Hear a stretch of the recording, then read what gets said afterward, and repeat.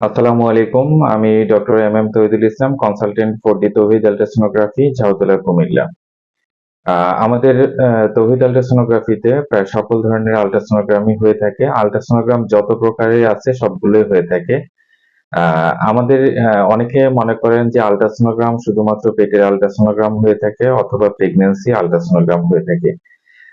না, আল্ট্রাসোনোগ্রাম সব জায়গারই আল্ট্রাসোনোগ্রাম করা হয়। যেমন হাতের রক্তনালীর আল্ট্রাসোনোগ্রাম করে থাকি, পায়ের রক্তনালীর আল্ট্রাসোনোগ্রাম করে থাকি, ডপলার স্টাডি যত প্রকার আছে, থাইরয়েড, টেস্টিস, সকল ধরনের আল্ট্রাসোনোগ্রাম হয়ে থাকে।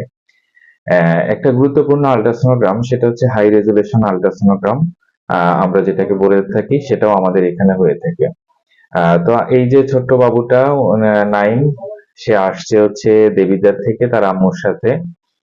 তার 2 থেকে 3 মাস আগে মাথায় একটা আম গাছের ডালের সাথে গুতা লাগে এই জায়গাটা।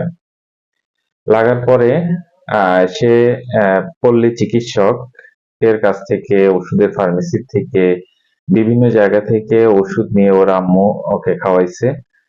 কিন্তু এখান থেকে কন্টিনিউ পুজ বের হয়। তো এখন সে একজন শিশু সার্জনের কাছে আসছেন এবং স্যার তাকে হাই রেজুলেশন আল্ট্রাসোনোগ্রাম করার পরামর্শ দেয়।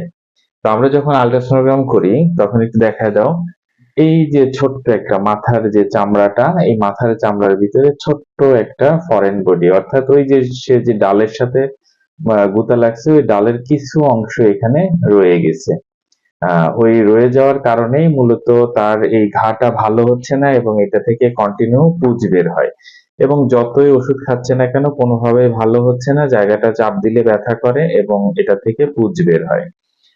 তো এই জন্য সবার কাছে আমাদের একটা পরামর্শ থাকবে, অবশ্যই আপনারা চেষ্টা করবেন একজন রেজিস্টার্ড ডাক্তারের পরামর্শ নেওয়ার জন্য।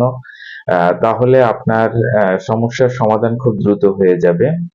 যেমন বাচ্চাটার ক্ষেত্রে হয়েছে, যে এখন আমাদের কাছে আসছে হাই রেজুলেশন আল্ট্রাসোনোগ্রাম করার জন্য এবং আমরা দেখতে পেলাম যে মাথার যে চামড়াটা, এই চামড়ার ভিতরে ছোট্ট একটা ফরেন বডি, অর্থাৎ ওই ডাল যেটা গাছের, এটার একটা ছোট্ট একটা টুকরা রয়ে গেছে। যার কারণে তার এই জায়গা থেকে কন্টিনিউ পুজ তৈরি হচ্ছে এবং এখানটা ব্যথা হচ্ছে, ভালো হচ্ছে না। কারণ আপনারা সবাই জানেন যে শরীরের ভিতরে যদি কোনো ফরেন বডি চলে যায় তাহলে সেটা কন্টিনিউ রিঅ্যাকশন হতে থাকে। আর কারণ এটা আমাদের শরীরের কোনো অংশ নাই, যার কারণে শরীর এটাকে বের করে দেওয়ার চেষ্টা করে। এজন্য এখানে কন্টিনিউয়াসলি একটা রিঅ্যাকশন হতে থাকে। এজন্য সব অঙ্গ প্রত্যঙ্গেরই আল্ট্রাসোনোগ্রাম হয় এবং সকল সমস্যার, কিছু কিছু সমস্যার, যেমন এমন হাই রেজুলেশন যে আল্ট্রাসোনোগ্রাম গুলো করা হয়, এটার মাধ্যমে এই ধরনের ফরেন বডি, অনেকে দেখা যায় হাতে পায়ে পেরেক ঢুকতে পারে, বা মাছের কাঁটা ঢুকতে পারে, বা শলা যেটাকে আমরা বলে থাকি এটা ঢুকতে পারে।